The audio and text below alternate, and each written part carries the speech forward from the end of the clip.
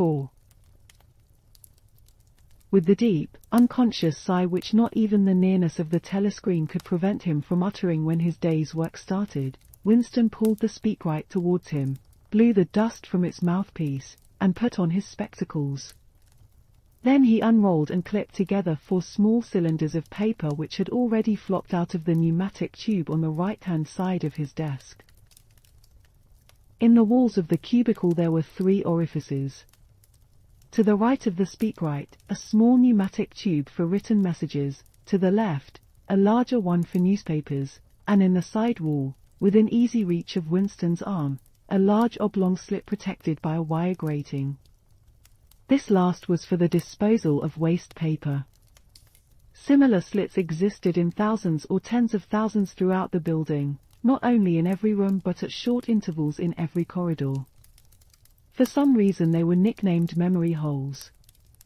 When one knew that any document was due for destruction, or even when one saw a scrap of waste paper lying about, it was an automatic action to lift the flap of the nearest memory hole and drop it in, whereupon it would be whirled away on a current of warm air to the enormous furnaces which were hidden somewhere in the recesses of the building.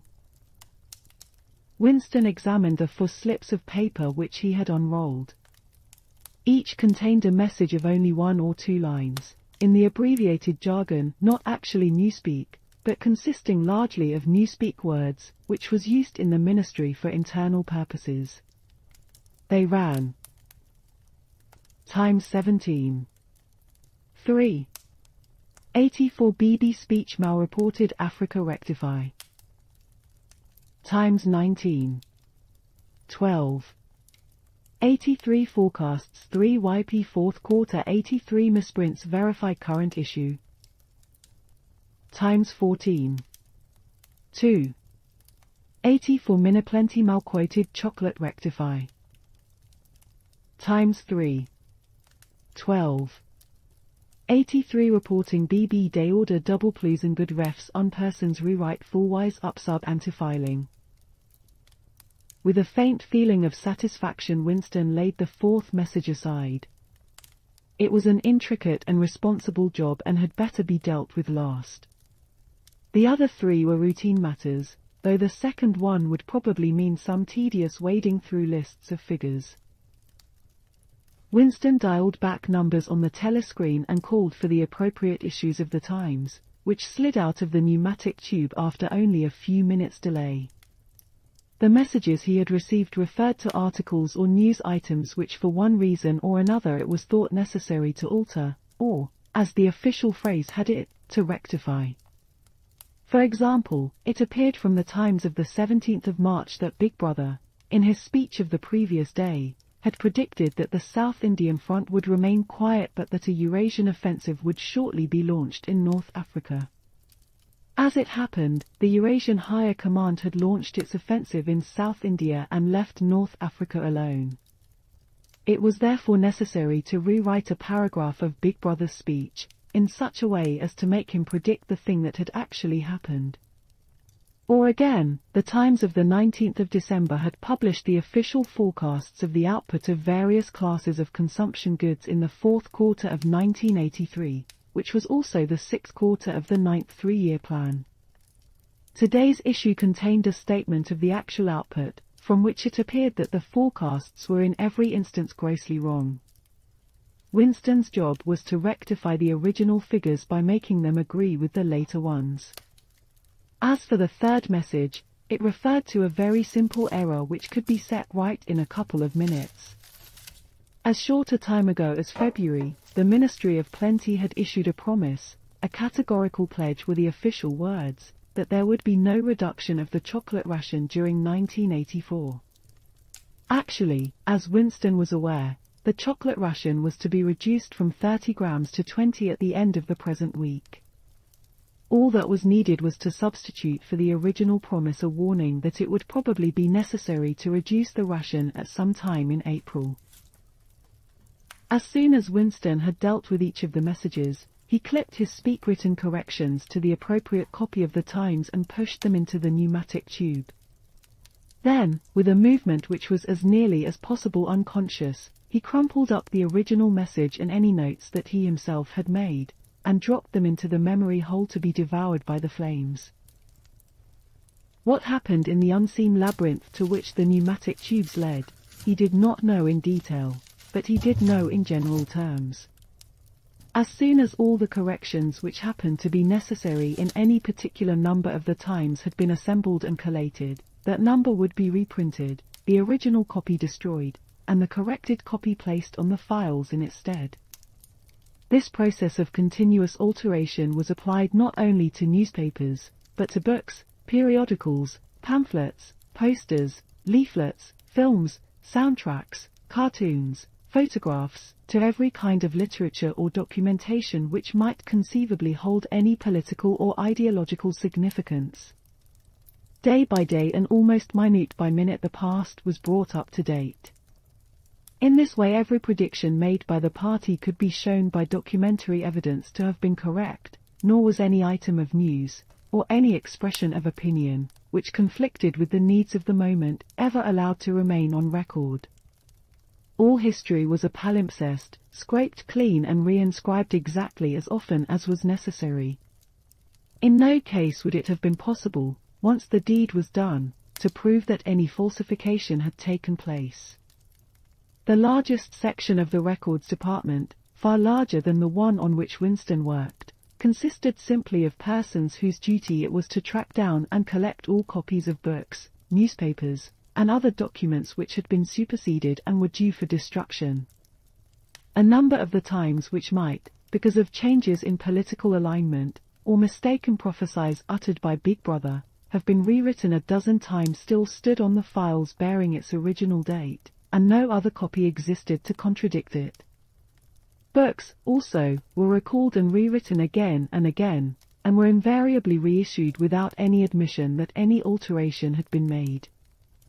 Even the written instructions which Winston received, and which he invariably got rid of as soon as he had dealt with them, never stated or implied that an act of forgery was to be committed. Always the reference was to slips, errors, misprints, or misquotations which it was necessary to put right in the interests of accuracy. But actually, he thought as he readjusted the Ministry of Plenty's figures, it was not even forgery. It was merely the substitution of one piece of nonsense for another. Most of the material that you were dealing with had no connection with anything in the real world, not even the kind of connection that is contained in a direct lie. Statistics were just as much a fantasy in their original version as in their rectified version. A great deal of the time you were expected to make them up out of your head. For example, the Ministry of Plenty's forecast had estimated the output of boots for the quarter at 145 million pairs. The actual output was given as 62 millions. Winston, however, in rewriting the forecast, marked the figure down to 57 millions, so as to allow for the usual claim that the quota had been overfulfilled. In any case, 62 millions was no nearer the truth than 57 millions, or than 145 millions. Very likely no boots had been produced at all.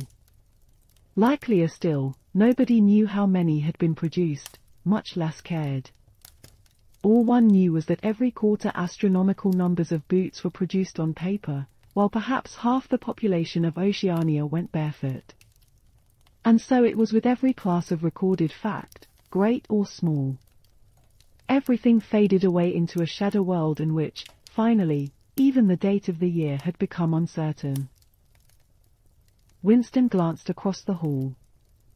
In the corresponding cubicle on the other side a small, precise-looking, dark-chinned man named Tillotson was working steadily away, with a folded newspaper on his knee and his mouth very close to the mouthpiece of the speakwrite. He had the air of trying to keep what he was saying a secret between himself and the telescreen. He looked up, and his spectacles darted a hostile flash in Winston's direction. Winston hardly knew Tillotson, and had no idea what work he was employed on. People in the records department did not readily talk about their jobs. In the long, windowless hall, with its double row of cubicles and its endless rustle of papers and hum of voices murmuring into speakwrites, there were quite a dozen people whom Winston did not even know by name, though he daily saw them hurrying to and fro in the corridors or gesticulating in the 2 minutes hate.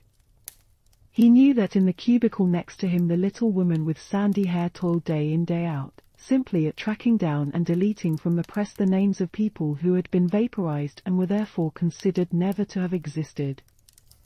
There was a certain fitness in this, since her own husband had been vaporized a couple of years earlier. And a few cubicles away a mild, ineffectual, dreamy creature named Ampleforth, with very hairy ears and a surprising talent for juggling with rhymes and meters, was engaged in producing garbled versions, definitive texts, they were called, of poems which had become ideologically offensive, but which for one reason or another were to be retained in the anthologies. And this hall, with its 50 workers or thereabouts, was only one subsection, a single cell, as it were, in the huge complexity of the records department. Beyond, above, below, were other swarms of workers engaged in an unimaginable multitude of jobs. There were the huge printing shops with their sub-editors, their typography experts, and their elaborately equipped studios for the faking of photographs. There was the teleprogram section with its engineers, its producers, and its teams of actors specially chosen for their skill in imitating voices. There were the armies of reference clerks whose job was simply to draw up lists of books and periodicals which were due for recall. There were the vast repositories where the corrected documents were stored, and the hidden furnaces where the original copies were destroyed. And somewhere or other, quite anonymous, there were the directing brains who coordinated the whole effort and laid down the lines of policy which made it necessary that this fragment of the past should be preserved, that one falsified, and the other rubbed out of existence.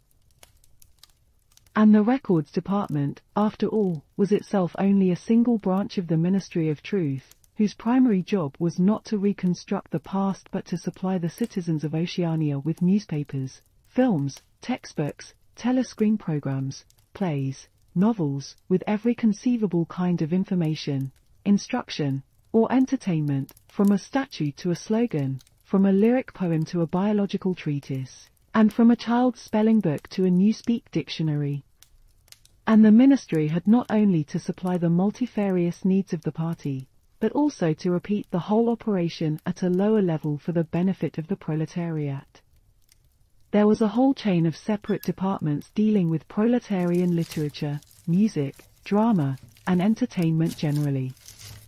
Here were produced rubbishy newspapers containing almost nothing except sport, crime and astrology, sensational 5-cent novelettes, films oozing with sex, and sentimental songs which were composed entirely by mechanical means on a special kind of kaleidoscope known as a versificator. There was even a whole subsection, pornosec, it was called in Newspeak, engaged in producing the lowest kind of pornography, which was sent out in sealed packets and which no party member, other than those who worked on it, was permitted to look at. 3 messages had slid out of the pneumatic tube while Winston was working, but they were simple matters, and he had disposed of them before the 2 minutes hate interrupted him. When the hate was over he returned to his cubicle, took the Newspeak dictionary from the shelf, pushed the speakwrite to one side, cleaned his spectacles, and settled down to his main job of the morning. Winston's greatest pleasure in life was in his work. Most of it was a tedious routine, but included in it there were also jobs so difficult and intricate that you could lose yourself in them as in the depths of a mathematical problem, delicate pieces of forgery in which you had nothing to guide you except your knowledge of the principles of ingsoc and your estimate of what the party wanted you to say. Winston was good at this kind of thing. On occasion he had even been entrusted with the rectification of the Times' leading articles, which were written entirely in Newspeak. He unrolled the message that he had set aside earlier. It ran: Times 3. 12. 83 reporting BB Day order double please and good refs on persons rewrite full-wise upsub anti-filing. In Old Speak, or Standard English, this might be rendered: the reporting of Big Brother's order for the day in the Times of December 3rd, 1983 is extremely unsatisfactory and makes references to non-existent persons. Rewrite it in full and submit your draft to higher authority before filing. Winston read through the offending article. Big Brother's order for the day, it seemed, had been chiefly devoted to praising the work of an organization known as FFCC, which supplied cigarettes and other comforts to the sailors in the floating fortresses. A certain Comrade Withers, a prominent member of the inner party, had been singled out for special mention and awarded a decoration, the Order of Conspicuous Merit, Second Class. 3 months later, FFCC had suddenly been dissolved with no reasons given. One could assume that Withers and his associates were now in disgrace, but there had been no report of the matter in the press or on the telescreen. That was to be expected, since it was unusual for political offenders to be put on trial or even publicly denounced. The great purges involving thousands of people, with public trials of traitors and thought criminals who made abject confession of their crimes and were afterwards executed, were special showpieces not occurring oftener than once in a couple of years. More commonly, people who had incurred the displeasure of the party simply disappeared and were never heard of again. One never had the smallest clue as to what had happened to them. In some cases they might not even be dead. Perhaps 30 people personally known to Winston, not counting his parents, had disappeared at one time or another. Winston stroked his nose gently with a paperclip. In the cubicle across the way, Comrade Tillotson was still crouching secretively over his speakwrite. He raised his head for a moment. Again the hostile spectacle flash. Winston wondered whether Comrade Tillotson was engaged on the same job as himself. It was perfectly possible. So tricky a piece of work would never be entrusted to a single person. On the other hand, to turn it over to a committee would be to admit openly that an act of fabrication was taking place.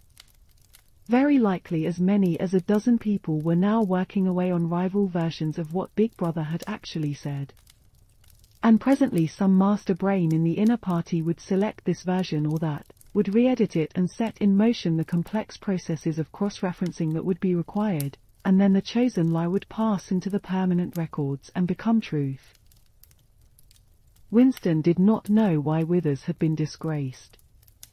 Perhaps it was for corruption or incompetence. Perhaps Big Brother was merely getting rid of a too popular subordinate. Perhaps Withers or someone close to him had been suspected of heretical tendencies. Or perhaps, what was likeliest of all, the thing had simply happened because purges and vaporizations were a necessary part of the mechanics of government. The only real clue lay in the words refs unpersons, which indicated that Withers was already dead. You could not invariably assume this to be the case when people were arrested. Sometimes they were released and allowed to remain at liberty for as much as a year or 2 years before being executed. Very occasionally some person whom you had believed dead long since would make a ghostly reappearance at some public trial where he would implicate hundreds of others by his testimony before vanishing, this time forever. Withers, however, was already an unperson. He did not exist. He had never existed. Winston decided that it would not be enough simply to reverse the tendency of Big Brother's speech. It was better to make it deal with something totally unconnected with its original subject.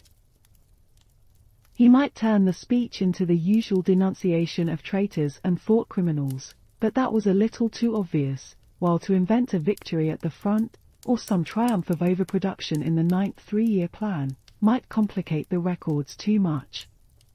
What was needed was a piece of pure fantasy. Suddenly there sprang into his mind, ready-made as it were, the image of a certain Comrade Ogilvy, who had recently died in battle, in heroic circumstances. There were occasions when Big Brother devoted his order for the day to commemorating some humble, rank-and-file party member whose life and death he held up as an example worthy to be followed. Today he should commemorate Comrade Ogilvy. It was true that there was no such person as Comrade Ogilvy, but a few lines of print and a couple of faked photographs would soon bring him into existence. Winston thought for a moment, then pulled the speakwrite towards him and began dictating in Big Brother's familiar style, a style at once military and pedantic, and, because of a trick of asking questions and then promptly answering them, what lessons do we learn from this fact, comrades? The lesson, which is also one of the fundamental principles of INGSOC, that, etc. etc. Easy to imitate. At the age of 3, Comrade Ogilvy had refused all toys except a drum, a submachine gun, and a model helicopter. At 6, a year early, by a special relaxation of the rules, he had joined the spies. At 9 he had been a troop leader. At 11 he had denounced his uncle to the thought police after overhearing a conversation which appeared to him to have criminal tendencies. At 17 he had been a district organizer of the Junior Anti-Sex League. At 19 he had designed a hand grenade which had been adopted by the Ministry of Peace and which, at its first trial, had killed 31 Eurasian prisoners in one burst. At 23 he had perished in action. Pursued by enemy jet planes while flying over the Indian Ocean with important dispatches, he had weighted his body with his machine gun and leapt out of the helicopter into deep water, dispatches, and all an end, said Big Brother, which it was impossible to contemplate without feelings of envy. Big Brother added a few remarks on the purity and single-mindedness of Comrade Ogilvy's life.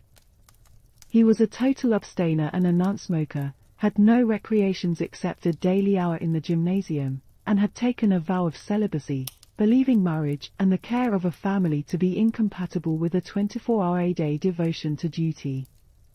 He had no subjects of conversation except the principles of INGSOC, and no aim in life except the defeat of the Eurasian enemy and the hunting down of spies, saboteurs, thought criminals, and traitors generally. Winston debated with himself whether to award Comrade Ogilvy the Order of Conspicuous Merit. In the end he decided against it because of the unnecessary cross-referencing that it would entail. Once again he glanced at his rival in the opposite cubicle. Something seemed to tell him with certainty that Tillotson was busy on the same job as himself. There was no way of knowing whose job would finally be adopted, but he felt a profound conviction that it would be his own. Comrade Ogilvy, unimagined an hour ago, was now a fact. It struck him as curious that you could create dead men but not living ones. Comrade Ogilvy, who had never existed in the present, now existed in the past, and when once the act of forgery was forgotten, he would exist just as authentically, and upon the same evidence, as Charlemagne or Julius Caesar.